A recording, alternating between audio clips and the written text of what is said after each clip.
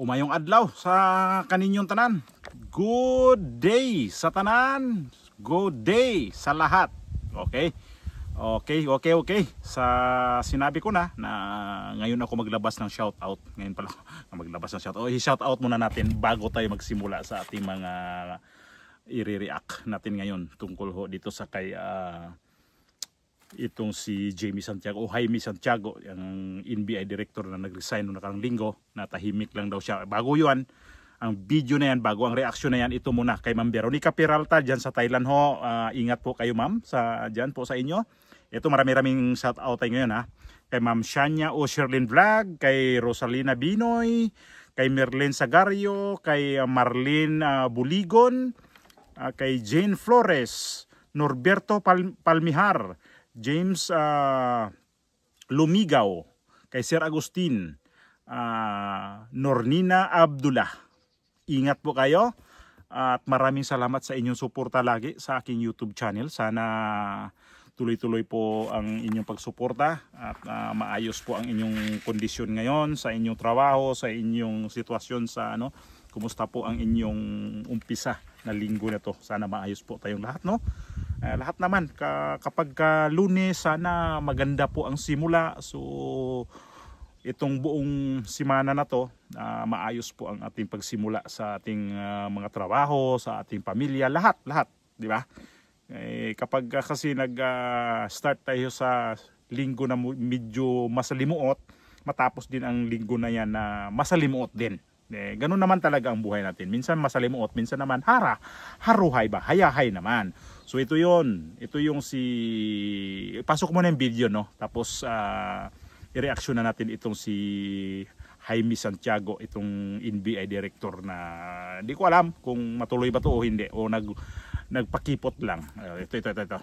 Well, hindi rinig sa inyo lahat at pumatok na tahimik kami ni COS last Friday. Tahimik ako, nagpile ako, tahimik. But then, nung kinagabihan, pumutok. Nagpalabas din, Malacanang. Pero silent na sana ako. Ayoko na. But then, parang patay na ako. Parang may eulogy. Lahat ng magagandang ginawa ko, lahat ng panghihinayang ngayon lumalabas. Di ba ganun yung pagkakatay ka na sa eulogy? At meron din naman na ginagamit yung aking pag-resign sa binibigyan pa ng political color. Like may na-request ako yung isang balakbay.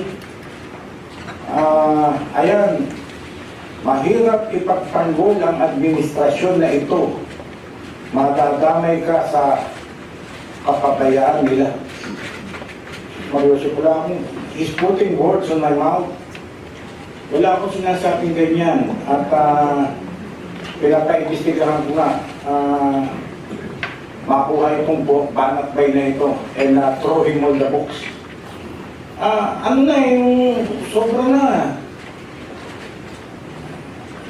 Yan lang mga isang reason bakit ako ayaw na.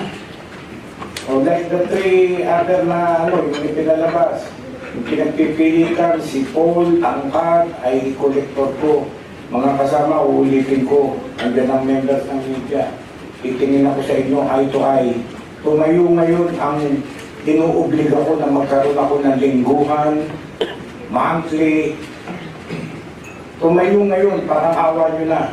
Kung meron akong inuutusan sa inyo na magbigay sa akin ng pera, ay Diyos ko, lagi kong gaida sa inyo, gusto ko trabaho.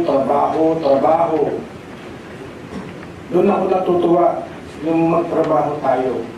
But then, meron pa rin bumabanat. Sinabi ko raw, something like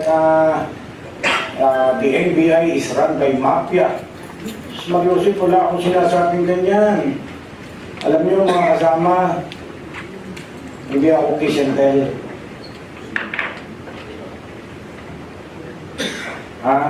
Hindi ako kiss and tell. At yung mga magagandang pinagsamahan natin, tinetreasure ko yan. mahusay ang NBI, pinagmamalaki ko, pati yung capability natin, CCD. Sabi ko sa mga kaibigan ko, yung napapanood lang natin sa James Bond, yung mga aparatos natin, akala ko sa James Bond lang yun, pero capable ang NBI, pinagmamalaki ko. Well, kahit sa ang gubat, may ahas. Kahit saan yan, huwag kayong magagalit sa akin. Majority, lahat kayo, marami kayong mahuhusay, mababait, masipag, at yun ay naipakita natin sa pamamagitan ng pagtatrabaho. Kung hindi kayo nagsusuporta sa akin, yung mga nagtatrabaho na yun, wala tayong trabaho. Tahimik ang NBI. But then, yung, di ba, angat na angat tayo. Kayo magsabi, angat na angat tayo ngayon. Pinagkakatiwalaan ng NBI. Ngayon kung ano-ano pinagsasabi nila na ang mga kasama, malinaw yung aking resignation. Kaya nakaharap sa inyo at siguro kayo nakabasa na. Wala akong sinasabi against the NBI. Mahal ko pa rin kayo. Nalulungkot lang ako that I have to lumabas dahil sa kagagawa ng iilan. No? Kagagawa ng iilan. Na umantong na nga tayo umabot din sa NBI nung nagwala ako nung nag-racing ay umabot sa NBI. Umabot sa Malacanang. That only proves na galit ako sa katiwalian.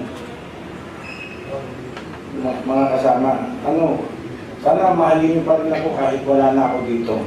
Ano to siya, nagpakipot lang na nag-resign na to siya nung nakaraang Biyernes na irrevocable ang kanyang pagre-resign. Di ba na vlog ko rin to? So, kanyang pananalita ngayon mukhang nagpapapigil pa Hindi yata siya nakaprepare ng gusto. Parang nag-isip pa yata siya nakaisip siya ng ibang na mga gagawin pa niya sa NBI na hindi pa niya totally talaga natapos o talagang antayin niya matapos itong administrasyon ni Bongbong Marcos bago siya talaga tuluyan ng aalis sa NBI. Kasi dito sa kanyang pananalita ngayon, sa kanyang press-con ay mukhang hindi siya preparado na aalis.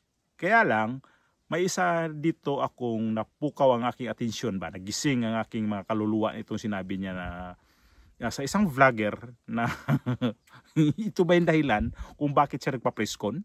Nag-respect siya dito kaya kilala niyo to Ang rami nitong followers niya sa YouTube o subscriber sa YouTube. Million nyo ito. At saka ito rin si Banat Bay, ang tinutukoy ko dito, ay mayroon dito hong programa sa may SMNI. Meron ho to silang programa ng Banatiros diyan. Ilan sila diyan? Apat yata sila diyan. So ito yung ngayon race back ni Jamie Santiago na mukhang galit dito kay Banat Bay. Bukas si Banat Bay, maka blessing din sa kanya tong pagkabangga-bangga nito sa mga malalaking tao, malalaking pangalan dito sa politika, malalaking pangalan dito sa mga appointed ng gobyerno kasi nakilala siya lalo dito sa mga tao. Kasi palaban din kasi magsalita dito si Banat Bay. At minsan naman kasi palaban tayo minsan, kahit naman ako, minsan palaban ako magsalita pero minsan din din natin na relax lang din tayo magsalita. Kaya lang minsan din natin mapigilan ang mga sasabihin natin. Kaya naano ko to kay Banat Bay na parang naano ko lang din sa kanya ba. Relate ako sa kanya na siguro ganun ang ginagawa niya. Pero ayaw ko naman din yung gumagawa-gawa ako ng istorya na mga ganun. Meron pala sa akin dito. May nag-comment sa akin na parang daw akong si Banat Bay gumagawa ng sarili kong opinion. Ganun naman talaga Kaya ako nandito sa aking YouTube channel. Gumagawa ako ng sarili kong opinion. Gumagawa ako ng mga reaction sa nakikita ko sa mga balita. So hindi naman ako nagre-react din sa mga kapwa ko nagbablog. Nagre-react lang naman ako dito sa mga mainstream media dyan na binabalita ng mga mainstream media. Di kagaya ba ng iba dyan na kapwa vlogger, doon din sila kumukuha ng balita. Kaya yung mga fake news o hindi totoong balita na hawa-hawa na i-share ko to, i-broadcast ko to dito tapos yun pala hindi totoo. Ngayon, Itong si Jaime Santiago o Jaime Santiago sa NBI, ano ba talaga sir? Magre-resign ka ba? Kasi itong pag-resmakbo kay Banat Bay, mukhang ito ba yung isa sa dahilan na nagpa-presscon ka?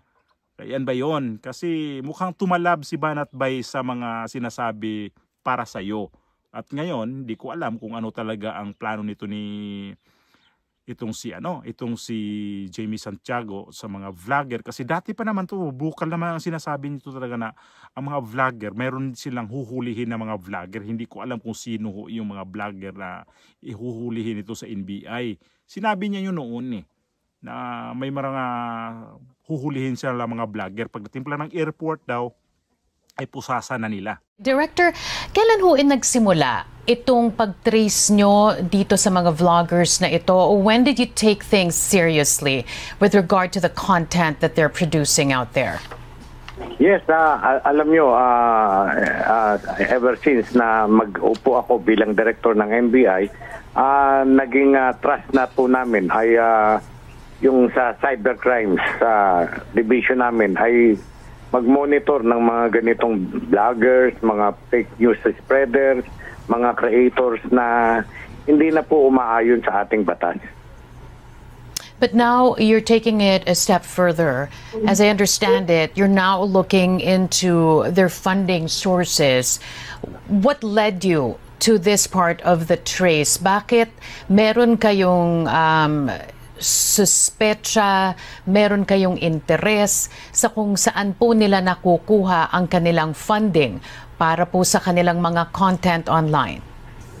Yes, napapansin na po namin, may pare-pareho po sila ng tema, ng sistema, ang yung paninira, yung ganon, disinformation, parang iisa po ang pakay nila.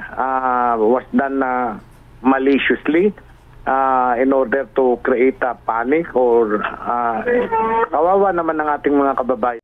Isa ba to si Banat Bay na huhulihin mo? Sabagay si Banat Bay wala naman to sa wala naman tong hindi naman to talaga sa naka-base sa ibang bansa. Ito si Banat Bay naka-base man to sa Pilipinas, pero ang itong ibang vlogger na tinutukoy niya, alam ko kung sino yung tinutukoy niya na mga nagba-vlog tungkol sa gobyerno na nasa ibang bansa. Alam ko kung sino yan. Di ko na lang kung babae o lalaki, basta alam ko kung sino yan na sobra talagang makapag sa gobyerno, kaya lalo sa mga itong mag-asawa si Bongbong Marcos at saka si Lisa Marcos. Alam niyo na yan kung sino, napapanood niyo kasi malalaking channel yan sila makikita niyo yan, napanood niyo yan mga sinasabi nila. So ito yung si Jamie Santiago, parang nagmulto dito sa kay Banat Bay na sinasabi siguro, di ba may binanggit siya na hindi na kayang idipinsahan itong gobyerno na to. Yung opinion ni Banat Bay yun, so di ko naman din napanood kasi yung video na yon. So ito yung siguro na sobrang pag-react nitong si NBI Director Jamie Santiago dito kay Banat Bay. Kaya dahilan na nagpa-press con tuloy si Jamie Santiago. Paano ang Banat Bay? Anong gagawin mo ngayon? Na mukhang tinatarget, kinahunting ka na dito, wanted ka pala sa sa NBI na ngayon kay Jamie Santiago. Yari tayo dyan. So alam ko naman may pera naman siguro to si Banat Bay sa mga kanyang kaso. Alam ko may mga kaso na rin to siya kasi sa mga ganitong klase kasi nagbablog ka na malaki ang channel mo, mga binabangga mo, malaking tao dyan, kung sino-sino dyan, talagang makakasuhan ka talaga. Yung mga broadcaster nga dyan ganun din ang trabaho nila Kinakain nila yung mga mga kaso-kaso. Hindi ito rin si Banat Bay siguro kakainin din tong kaso na to. Kung sino ang tatamaan nito o ito si Jamie Santiago, magkabanggaan ba talaga? Malupit to kasi nasa NBI director ba naman Mukhang seryoso seryoso itong si Jamie Santiago kay Banat Bay isa pa naman talaga to sa tinatarget nga siguro to si Banat Bay noong kasagsagan talaga na huhulihin nga nila yung mga vlogger na nagpakalat daw ng mga maling information. So ayan na. So ako naman sa mga ginagawa, di naman ako talaga vlogger din OFW ako. Sinasabi ko na to, OFW. Nandito ako sa bansa na to na magtrabaho bilang OFW. Dala-dala ko yung bandera ng Pilipinas para sa trabaho namin dito.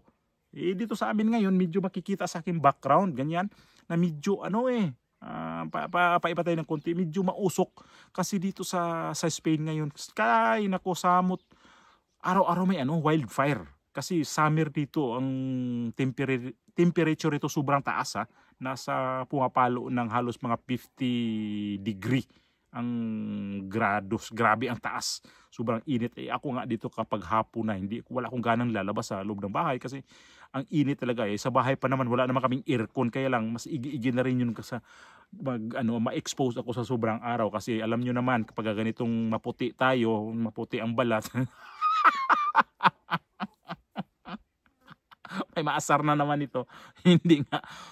Ang hirap kapag sobra tayong expose sa init, alagaan natin ang sarili natin. Hindi naman ako na biro lang yun ha. Ako talaga, itong kulay ko nakikita nyo ngayon, ito talaga yon. Black ako black man. So mahirap pagkalalabas tayo na sobrang init kasi maano natin yung init. Sa edad natin ganito, ingat din kasi sino bang mahirapan din kapag nagkaroon tayo ng problema din sa ating sarili, di ba, sa ating pangangatawan na isungasong ba dito sa init na sobrang init, mamaya ma-heat stroke tayo, wag natin isugal kasi mahirap kailangan naman dipinsahan natin ang ating sarili kasi trabaho ka na trabaho tapos ang init dyan, nako. Kanina nga hanggang 1:00 media ako sa initan kasi may ginagawa ko kanina. So sabi ko, ang init pa talaga. Parang pagkapasok sa aking katawan, grabe talaga. Sobra talagang init. Kung ang lupit ng init na to ngayon dito itong pupasok tong August na to, grabing init. Kasing init sa politika ng Pilipinas. Kasing init ng flood control. Kasing init ng mga budget na pinag-usapan na naman ulit ngayon. So asan ka pa? Ang init ng mga issue ngayon na dapat ating bantayan. Maganda to Kasi para sa akin, ang dami kong gagawing mga reaction kasi kaya lang late. Late ako gumagawa ng reaction. Pasensya na kayo sa aking mga ginagawang mga reaction. Ako na naman kung pinipili kung saan ako magre-react. Sabi nga Bisaya, na mga video, nakikita niyo yung huli kong video, na Bisaya yon, nagre-react ako sa mga ganyan. Kasi Bisaya ko. Di man kung di ko Bisaya, kaya mag-react po ko sa mga Bisaya. Di natanan ba nga Tagalog ko, tapos na, isa man kong Bisaya, sa taga-Bohol man ko. Pero nanarbaho ko dire sa Espanya, dire sa Spain bilang isang OFW. Nginabuhi ta kay sa Pilipinas naman pud tay trabaho pero di pud ingon nga mo income ta og pareha dire. O pa na ba? Income na kakaiba yung income pagdating dito. Di naman din sa malaking income ko dito. Hindi naman din ang kasing laking income. Nako mapalayo tayo sa mga income na yan. Basta ito ang nakikita ko dito kay Jamie Santiago. Sir, kung wala na kayong pasensya dito kay Banat Bay, baka madampo to si Banat Bay Abang-abang na lang tayo dito kung anong mangyari ito kay Banat Bay. Dito sa kay NBI Director Jamie Santiago, mukhang binalikan talaga niya yung opisina. Parang hindi pa daw siya handa na iwanan talaga hanggat walang kapalit. Parang paduding-duding si gusto niya pabalikin ka dyan. Paduding-duding ka muna. Baka mamaya siksik ka ulit ni Bongbong Marcos dyan. Huwag ka muna aalis kasi mamaya walang magkasing galing mo dito. Alam mo naman, nangingiwi yun.